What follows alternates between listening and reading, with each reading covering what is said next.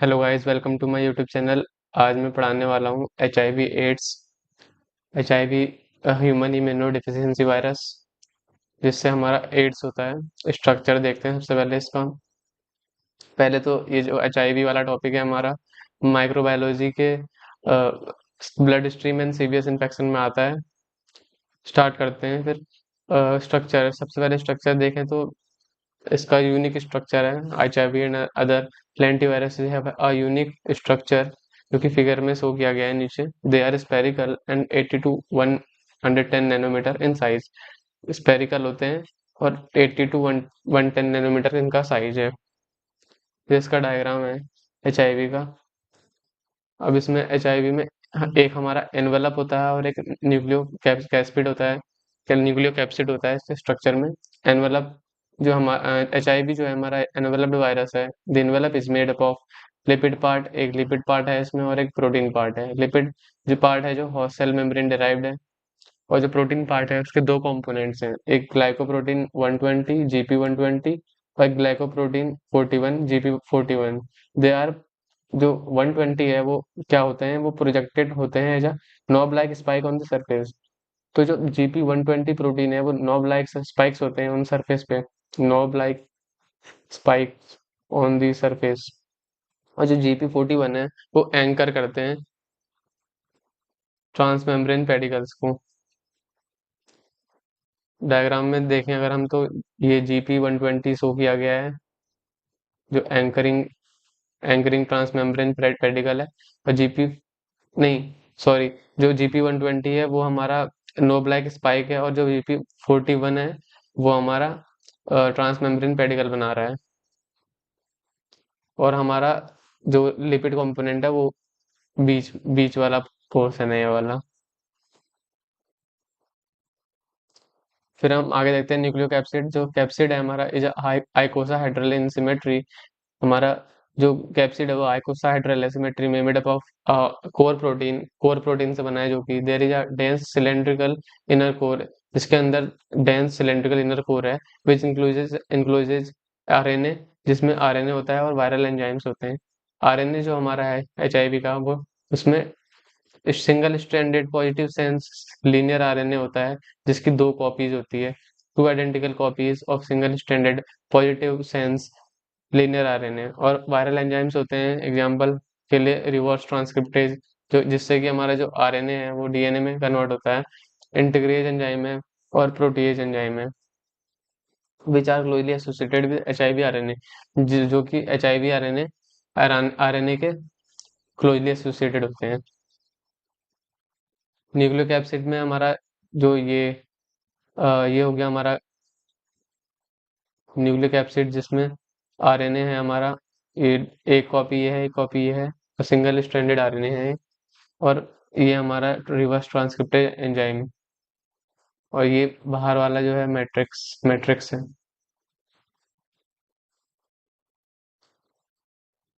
फिर हम आ जाते हैं HIV जीन्स एंड एंटीजेंस। तो अब इसमें कितने जीन्स कैसे कैसे हैं। तो HIV कंटेन्स 3 स्ट्रक्चरल जीन्स। इसमें 3 स्ट्रक्चरल जीन्स होते हैं, गैग, पॉल एंड ENV। और 6 हमारे नॉन स्ट्रक्चरल या फिर रेगुलेटरी जीन्स कह सकते हैं, रेगुलेटरी जीन्स होते हैं। स्ट्रक्चरल जीन्स कोड करते हैं for various components of the virus. The gag gene code for the core and cell of the virus. जो हमारा गैग जीन है वो कोड करता है सेल को और जो कोर है हमारा वायरस के। It is expressed as a precursor protein. Precursor protein की तरह एक्सप्रेस होता है, P55 कहते हैं इसे।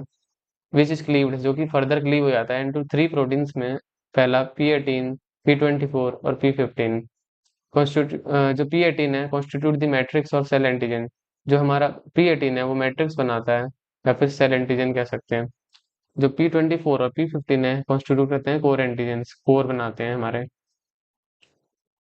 फिर फर्दर हम देखें तो पोल जीन कोड करते हैं for viral enzymes such as reverse transcriptase enzyme, protease and integrase. It is expressed as a precursor protein which is cleaved into protein P31।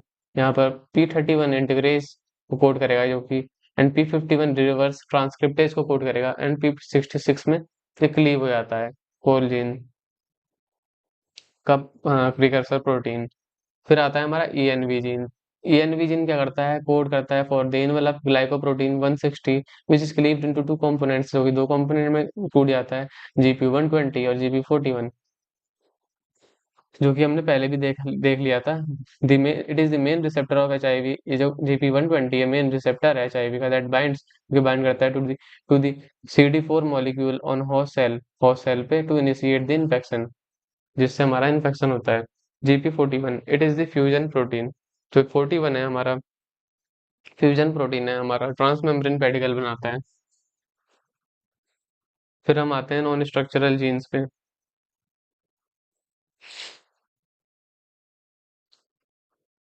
Non structural genes क्या करते हैं, रेगुलेट करते हैं वायरल रेप्लिकेशन को regulate करते हैं, and are important in disease pathogenesis in vivo. और हमारा जो पैथोजेनेसिस है डिजीज का, उसके उसके लिए इम्पोर्टेंट होता है। They can be grouped into essential regulatory genes और एक्सेसरी रेगुलेटरी जीन्स। एसेंशियल में हमारा आता है TAT tat, NEF nef and REV rev. Tat, nef and rev. Tat मतलब transcriptional trans activator, nef negative factor and REV genes. Accessory regulatory genes में हमारा VIF आता है, जो कि वायरल इन्फेक्टिविटी फैक्टर है, और VPR आता है एंड VPU जीन्स। देन हमारा एंटीजेनिक वेरिएशन एंड डाइवर्सिटी, कि कैसी कैसी वेरिएशंस हैं हमारे HIV के एंटीजन की, एंड डाइवर्सिटी कैसी कैसी हैं। HIV shows extensive antigenic diversity as it undergoes high rate of mutation। इसमें बहुत म्यूटेशन हो सकती है, इसी वजह से इसमें एंटीजेनिक डाइवर्सिटी बहुत ज़्यादा है। This is believe to be due to the error prone nature of reverse transcriptase enzyme. ये इस वजह से है क्योंकि जो हमारा रिवर्स ट्रांसक्रिप्टेज एंजाइम है, उसमें एरर होने के चांसेस ज़्यादा होते हैं। Different mutants will be selected under different conditions. अलग अलग कंडीशंस में अलग अलग तरीके के म्यूटेंट्स बनेंगे। Host factors, immune responses and tissue types. Although mutations में अकर इन एनी जीन्स, हालांकि म्यूटेशंस जो हैं किसी भी जीन्स में हो सकते हैं। Most notably it is observed in ENV gene, लेकिन ज़्यादातर ये ENV जीन में देखने को मिलते हैं। ENV जीन में हमारे दो प्रोटीन थे, GP120 एंड GP141, जिसमें हमारे म्यूटेशंस हो सकते हैं।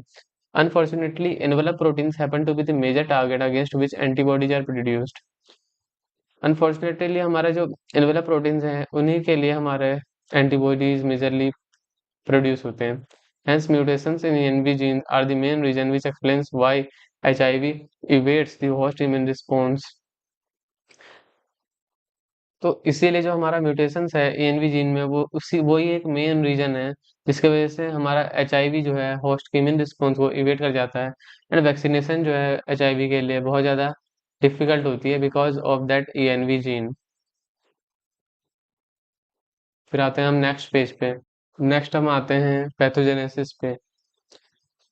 पैथोजेनेसिस में सबसे पहले mode of transmission. HIV is transmitted through the following modes. जो मोस्ट कॉमन हमारा मोड ऑफ ट्रांसमिशन है, सेक्सुअल मोड है HIV का। 75% ऑफ टोटल केस जो कंट्रीब्यूट करता है।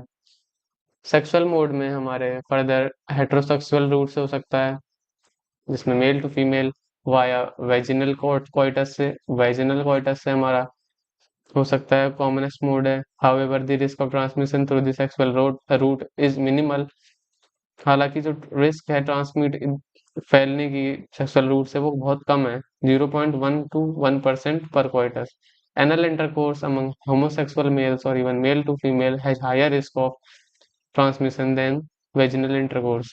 एनल इंटरकोर्स जो कि सेम जेंडर में हो या मेल फीमेल में हो, तो वो ज़्यादा ज़्यादा रिस्क करते हैं ट्रांसमिशन के देन वेजिनल इंटरकोर्स से। Blood transfusion is the least common mode of transmission, 5% only, but the risk of transmission is maximum. लेकिन जो रिस्क ऑफ ट्रांसमिशन है वो 90 to 95% है। Percutaneous mucosal transmission modes such as needle stick injury, injection, drug abuse, and sharing razors or tattooing or splashes of infected blood on eyes, etc. are among the less effective from modes of transmission। सबसे कम effective mode of transmission में हमारे percutaneous या फिर mucosal transmission आते हैं। फिर आता है हमारा perinatal mode. In the absence of any intervention the risk of transmission from mother to foetus is about 20 to 40%। जो हमारे मदर टू फीटस में ट्रांसमिशन होता है, अगर हम कुछ ना करें तो 20 to 40% चांसेस होते हैं पेरीनेटल ट्रांसमिशन के। ट्रांसमिशन में occur at any time during pregnancy and breastfeeding, but the risk is maximum during delivery। सबसे ज्यादा ट्रांसमिशन होने के चांसेस डिलीवरी के दौरान होते हैं। Risk is maximum if mother is recently infected और हैज ऑलरेडी डेवलप्ड एड्स। सबसे ज्यादा चांसेस होते हैं जब मदर पहले से इन्फेक्टेड हो। There is no evidence of HIV transmission by casual contact और किसिंग और insect bite. Casual contact, kissing या फिर इंसेक्ट बाइट से हमारा HIV नहीं फैलता। Viral load is maximum in blood. Blood में सबसे ज्यादा वायरल लोड होता है, वायरस ग्रो करता है। जेनिटल सिक्रीशंस में, CSF में, variable in breast milk, saliva और zero to minimal in other body fluids और यूरिन में। सलाइवा में contain inhibitory substances like fibronectin. Saliva में कुछ इनहिबिटरी सब्सटेंस हो सकते हैं लाइक फाइब्रोनेक्टिन एंड ग्लाइकोप्रोटीन्स, जो कि प्रिवेंट करते हैं ट्रांसमिशन ऑफ द वायरस के। नेक्स्ट हम आते हैं रिसेप्टर अटैचमेंट, कि HIV वायरस जो है एंट्री करते ही कौन से रिसेप्टर पे अटैच करता है। The following receptor interaction is essential for HIV entry into the host cell. Main receptor जो हमारा HIV है, HIV एंटर करता है into the target cells by binding its GP120। GP120 जो हमारा है प्रोटीन, वो बाइंड करता है to the CD4 receptor on host cell surface पे। CD4 molecules are mainly expressed on helper T cells. CD4 molecules mainly helper T cells पे express होते हैं and also on the surface of various other cells like monocytes, macrophages, Langerhans, astrocytes, keratinocytes, glial cells. A second co-receptor, in addition to CD4, is necessary for fusion of HIV to gain entry into the host cell। हमारा co-receptor हमें necessary होता है for fusion कराने के लिए HIV के entry को gain करने के लिए into host cell। Usually the कीमोकाइन receptors जो होते हैं, हमारे कीमोकाइन रिसेप्टर्स यूजुअली जो होते हैं वो को रिसेप्टर की तरह काम करते हैं और ये बाइंड करते हैं टू GP120। GP120 से बाइंड करते हैं। जो मोस्ट कॉमन हमारे कीमोकाइंस हैं जो कि बाइंड होते हैं GP120 पे, वो हैं CXCR4 molecule present on T lymphocyte पे, CCR5 molecule present on cells of macrophages lineage, DC sign, a dendritic cell-specific lectin receptor present in skin and mucosal surface, can also bind to HIV1 but does not mediate cell injury। एक DC sign करके receptor है जो कि bind करता है HIV1 से, लेकिन ये कोई सेल एंट्री नहीं कराता। रादर इट में assist in transmission of HIV, और ये असिस्ट कर देता है हमारा HIV के फैलने के लिए इन लिम्फोइड ऑर्गन्स में, वेयर HIV रेप्लिकेट्स, जहाँ पर HIV रेप्लिकेट करता है फर्दर, और सेल्स बेयरिंग इट में act as HIV infected reservoirs. और जो इनसे सेल इन्फेक्ट हो रखे हैं उनमें HIV का रेप्लिकेशन होने लग जाएगा बहुत तेजी से। तो नेक्स्ट हम आ जाते हैं रेप्लिकेशन पे। The replication of HIV occurs through the following steps. हमारा जो रेप्लिकेशन है HIV का, वो following steps, in following steps से होता है। सबसे पहले हमारा फ्यूजन होता है HIV वायरस का to the host cell. Following attachment of receptor, receptor का अटैचमेंट और को रिसेप्टर के अटैचमेंट के बाद GP120 से fusion of HIV to host cell take place. Fusion होता है mediated by the fusion protein GP41। GP41 fusion protein होता है। Penetration and uncoating. After fusion, fusion होने के बाद HIV nucleocapsid enters into the host cell cytoplasm. जो nucleocapsid है हमारा HIV का, वो होस्ट सेल में चले जाता है, साइटोप्लाज्म में उसके, which is followed by uncoating and releasing of 2 copies of single stranded RNA and viral enzymes. Single stranded RNA जो है हमारा, और जो हमारे वायरल एंजाइम्स हैं, वो हमारे रिलीज हो जाएंगे होस्ट सेल के साइटोप्लाज्म में। रिवर्स ट्रांसक्रिप्शन, नेक्स्ट हमारा स्टेप है जो रिवर्स ट्रांसक्रिप्शन का है। वायरल रिवर्स ट्रांसक्रिप्टेज एंजाइम जो है मेडिएट करता है हमारा transcription of its single stranded RNA into single stranded DNA, so that DNA RNA hybrid is form, जिससे हमारा DNA RNA हाइब्रिड बन जाता है। The RNA is degraded by viral endonuclease and single stranded DNA replicates to form double stranded DNA। जो RNA है हमारा वो degrade हो जाता है बाय वायरल एंडोन्यूक्लियस से, और जो हमारा सिंगल स्ट्रैंडेड डीएनए होता है फर्दर रेप्लिकेट करके डबल स्ट्रैंडेड डीएनए बनाता है। Transcription of the DNA occurs to form some of the components of viral proteins। Transcription होता है हमारा डीएनए का to form some of the components of viral proteins. Viral protein के component जो है हमारे GP120 हो गया, GP41 हो गया एग्जाम्पल के लिए, इन सब का ट्रांसक्रिप्शन भी हमारा डीएनए कराता है। Pre integration complex, the nucleoprotein complex formed comprises of linear double stranded DNA, gag matrix protein, accessory VPR protein and viral integrase। हमारा प्री इंटीग्रेशन कॉम्प्लेक्स में क्या होता है, जो न्यूक्लियो प्रोटीन बना है, मतलब जो डीएनए और प्रोटीन हमारे बने हैं, complex formed comprises of the linear double standard DNA है, जिसमें गैग मैट्रिक्स प्रोटीन है, एक्सेसरी वीपीआर प्रोटीन है एंड वायरल इंटीग्रेज जो है, उन सबको मिला के हम प्री इंटीग्रेशन कॉम्प्लेक्स कहेंगे। Which is transported to into the host cell nucleus में, जो कि ट्रांसपोर्ट हो जाते हैं होस्ट सेल न्यूक्लियस में। फिर हमारा आता है integration, the viral double stranded DNA gets integrated into the host cell chromosome mediated by viral integrase। The integrated virus is called provirus. जो हमारा डबल स्ट्रैंडेड डीएनए बना हुआ है वायरस का, वो हमारा होस्ट सेल के क्रोमोसोम में इंटीग्रेट हो जाता है और प्रोवायरस बनाता है। Latency, in the integrated state HIV establishes a latent infection for variable period। बहुत वेरिएबल पीरियड के लिए हमारा जो HIV है वो एक लेटेंट इन्फेक्शन करता है, हिडन इन्फेक्शन करता है वेरिएबल पीरियड के लिए। However the HIV is different from other latent viruses as it is able to replicate even in latent state and is infectious to other neighbouring cells. लेकिन जो हमारा HIV है वो अलग है लेटेंट वायरस से अलग, और दूसरे लेटेंट वायरसेस से अलग है, क्योंकि ये हमारा लेटेंट स्टेट में भी रेप्लिकेट करता रहता है और इन्फेक्ट कर सकता है हमारे नेबरिंग सेल्स को।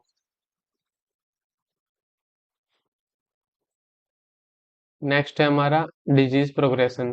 Patients infected with HIV undergo various types of disease progression which in turn depends upon various factors such as host, viral and environmental factors। Natural course, typical progressor, जो हमारा HIV का naturally जो हमारा जैसे disease progress करती है वो कैसे होता है। About 80 to 90% of HIV infected individuals are typical progressors. और भी तरीके के इन्फेक्शन देखने को मिलते हैं, लेकिन हमारा जो इम्पोर्टेंट है सबसे ज़्यादा वो नेचुरल कोर्स वाला है, टिपिकल प्रोग्रेसर वाला, with a median survival time of approximately 10 years, जिसमें हमारे अप्रोक्सीमेटली 10 years तक का हमारा डिजीज कोर्स चलता है। Typical course of HIV infection includes the following 5 stages, इसमें 5 स्टेजेस आती हैं हमारी फिगर में, जो कि शो किया गया है। सबसे पहले जो हमारा प्राइमरी इन्फेक्शन हुआ, फिर हमारा possible acute HIV syndrome, virus spread करता है सीड्स इनटू लिम्फ नोड में। फिर हमारे ये जो पूरी फेज है क्लिनिकल लेटेंसी वाली है, इस कॉन्स्टिट्यूशनल सिम्टम यहाँ पर देखने को मिल रहे हैं। यहाँ पर हमारा OIS है एंड यहाँ पर हमारा डेथ, फाइनली डेथ हो सकती है। फिर हम एक एक करके अलग अलग स्टेज देखते हैं। सबसे पहले एक्यूट HIV डिजीज और एक्यूट रेट्रोवायरल सिंड्रोम। सबसे पहली stage, in this stage of infection HIV is carry to lymph node. इसमें HIV जो है लिम्फ नोड में आता है एंड अदर लिम्फोइड टिश्यूज में where further multiplication occurs inside the T cells. जहाँ पर मल्टीप्लिकेशन होता है हमारे T सेल्स का। Initially HIV destroys the infected T cells। जो सबसे पहले हमारा जो HIV है इन्फेक्ट करता है T सेल्स को and spills over into the blood stream to cause primary viremia. और हमारा जो इन्फेक्शन है स्पिल कर जाता है ब्लड स्ट्रीम में प्राइमरी वायरेमिया करने के लिए, या फिर हम एक्यूट मोनोन्यूक्लियोसिस लाइक सिंड्रोम कह सकते हैं, which coincides with an initial flu-like illness that occurs in many patients 50 to 75% 3 to 6 weeks after the primary infection। तो हमारा जो प्राइमरी वायरेमिया है वो इनिशियल फ्लू लाइक इलनेस के साथ कोइंसाइड हो जाता है 50 to 75% persons में 3 to 6 week after primary infection के बाद। There is significant drop in the number of circulating CD4 T cells at this stage. इस स्टेज में जो कि एक्यूट HIV डिजीज है उसमें हमारा ड्रॉप देखने को मिलता है सर्कुलेटिंग CD4 T सेल्स का। फिर हम आ जाते हैं एसिम्प्टोमेटिक स्टेज, जिसको हम क्लिनिकल लेटेंसी भी कहेंगे। Adequate immune response develops with in 1 month, 1 month के अंदर हमारा इम्यून रिस्पॉन्स होने लग जाता है इन दी पेशेंट्स में। Both effective cell-mediated immune response, cell-mediated immune response, HIV specific CD8 T cells का and humoral immune response HIV specific neutralising antibodies का कम इनटू प्ले देखने को हमें मिलते हैं। As a result viraemia drops down, जिससे हमारा जो वायरीमिया है, इम्यूनिटी की वजह से हमारे वायरीमिया जो है, वायरस का इन्फेक्शन है, वो थोड़ा कम हो जाता है। And CD4 T cell count becomes normal, और CD4 T सेल के काउंट जो है नॉर्मल हो जाते हैं। It is important to know that this is a state of clinical latency. ये हमारी क्लिनिकल लेटेंसी वाली स्टेज है, बट नॉट माइक्रोबायोलॉजिकल लेटेंसी। लेकिन माइक्रोबायोलॉजिकल लेटेंसी नहीं है। कहने का मतलब यह है कि क्लिनिकली हमें कोई सिम्टम इसमें नहीं दिख रहे होंगे बाहर, लेकिन हमारा माइक्रोबायोलॉजिकली जो वायरस है रेप्लिकेट कर रहा होगा अंदर बॉडी में। The immune response can not clear the infection completely. जो हमारा इम्यून रिस्पॉन्स है, हमारा इन्फेक्शन कम्प्लीटली रिमूव नहीं कर पाएगा। HIV infected cells, HIV infected cells होंगे जो persist in the lymph nodes में रहते होंगे, and there is a high level of ongoing viral replication, और वायरल रेप्लिकेशन हमारा कंटिन्यू चलता रहेगा। This period of clinical latency is variable. ये जो हमारा पीरियड वेरिएबल रहता है बहुत, मे लास्ट फॉर 10 years, जो कि 10 years तक का भी रह सकता है, but ranges from few months to 30 years। लेकिन फ्यू मंथ से 30 years तक लगभग हमारा क्लिनिकल लेटेंसी का फेज रह सकता है। However, once the latency is broken, एक बार लेटेंसी ब्रेक कर जाएगी, the disease progress rapidly, disease हमारी प्रोग्रेस करेगी rapidly, and death usually occurs within 2 years if left untreated. हमारा लेटेंसी अगर ब्रेक हो गई तो डिजीज होने की वजह से डेथ हमारी 2 साल के अंदर हो सकती है। तीसरा आ जाते हैं persistent generalised lymphadenopathy, PGL। As a result of HIV replication in lymph nodes, 25 to 30%, 25 से 30% infected people are otherwise asymptomatic रहते हैं, डेवलप लिम्फेडेनोपैथी, और वो डेवलप कर लेते हैं lymphadenopathy in enlargement of lymph nodes. PGL is defined as enlarged lymph nodes of more than 1 centimeter size in two or more non-contiguous sites that persist for at least 3 months, जो कि 3 months के लिए होता है। PGL must be distinguished from other causes of lymphadenopathies such as lymphoma. Lymphoma separate चीज है PGL। Fourth हमारा stage आती है symptomatic HIV infection, AIDS related complex. After variable period of clinical latency खत्म होने के बाद द CD4 T cell level starts fall करने लग जाते हैं दोबारा।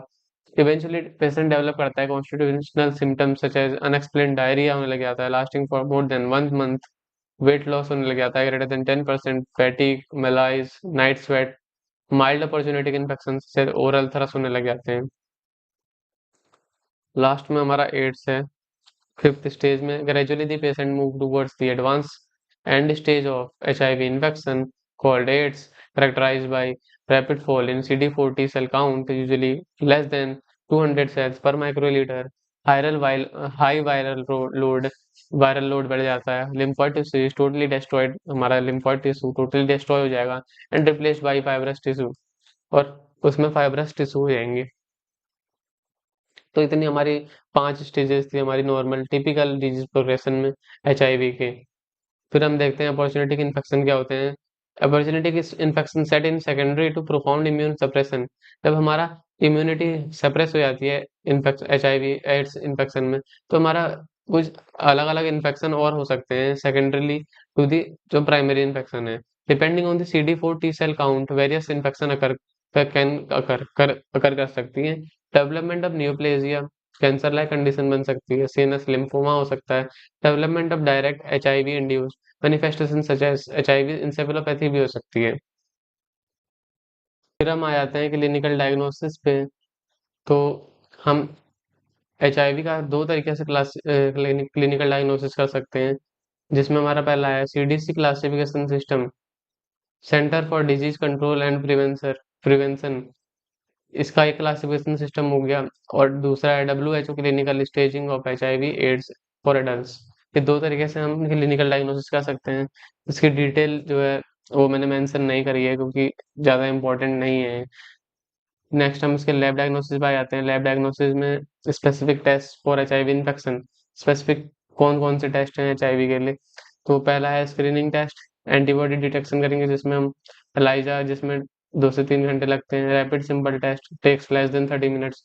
सप्लीमेंटल टेस्ट हो गया एंटीबॉडी डिटेक्शन के लिए, वेस्टर्न ब्लॉट ऐसे हो गया, लाइन इम्यूनो ऐसे हो गया LIA। कन्फर्मेटरी टेस्ट के लिए P24 एंटीजन डिटेक्शन करेंगे।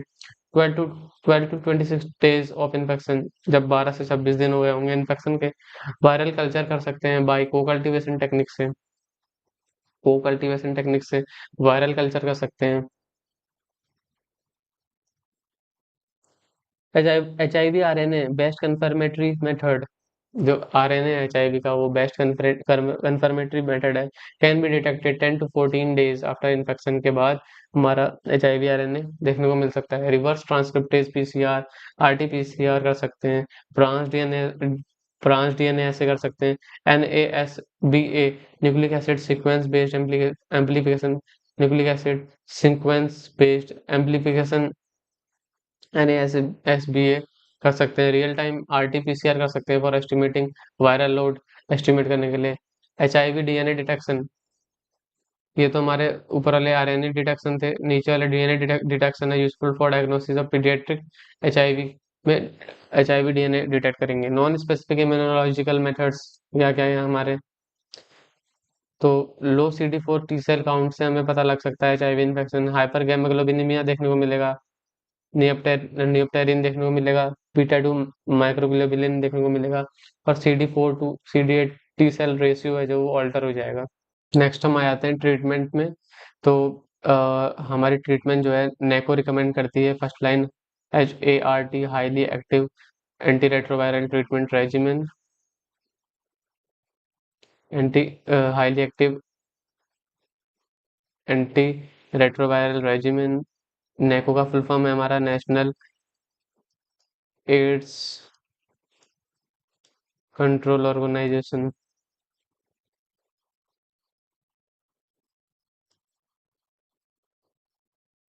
इसका प्रिंसिपल देखें हम अगर तो NACO recommends to include 3 drugs, include करता है as a first line regimen की फॉर्म में, जिसमें 2 NRTIs हो गए या फिर NTRTI हो गए प्लस 1 NNRTI हो गए as first line regimen. Protease inhibitor is added in place of NNRTI। Protease inhibitor use करे जाते हैं NNRTI के बदले फॉर HIV-2 इन्फेक्शन के लिए। HIV-2 इन्फेक्शन के लिए हमारे NNRTI के बदले प्रोटीज इनिबिटर यूज किए जाते हैं। NACO recommend first line ART regimen for various situations के लिए गिवन इन टेबल 33.6। जो हमारे इस टेबल में सॉरी इसमें गलत आ गया है, ये टेबल दूसरी है।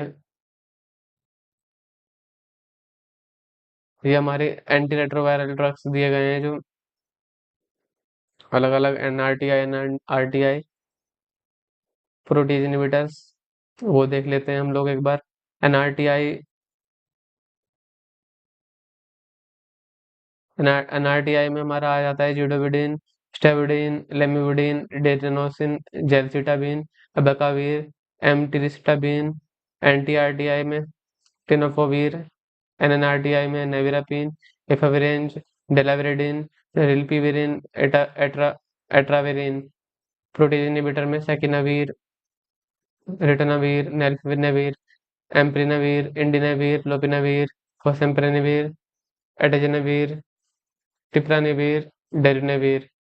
अदर में आ जाता है हमारा fusion inhibitor enfuvirtide. Integrase inhibitor में रेल्टिग्रेविर, डोलोटेग्रेविर, एल्बिटेग्रेविर। CCR5 रिसेप्टर इनिबिटर में मेराविरॉक। फार्माकोकाइनेटिक एनहांसर में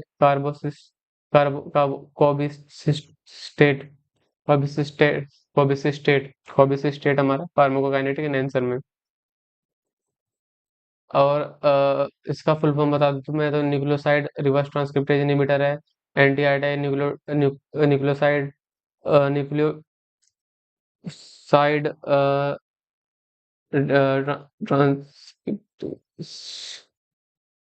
nucleotide reverse transcriptase inhibitor, NNRTI में non nucleoside reverse transcriptase inhibitor, protease inhibitor और अदर्स में आ गए सब। फिर हमारा आता है monitoring CD4 count and viral load have to be monitored every 3 to 6 months to monitor the response of treatment. हमें CD4 काउंट करते रहना है, वायरल लोड को देखना है एवरी 3 to 6 months में मॉनिटर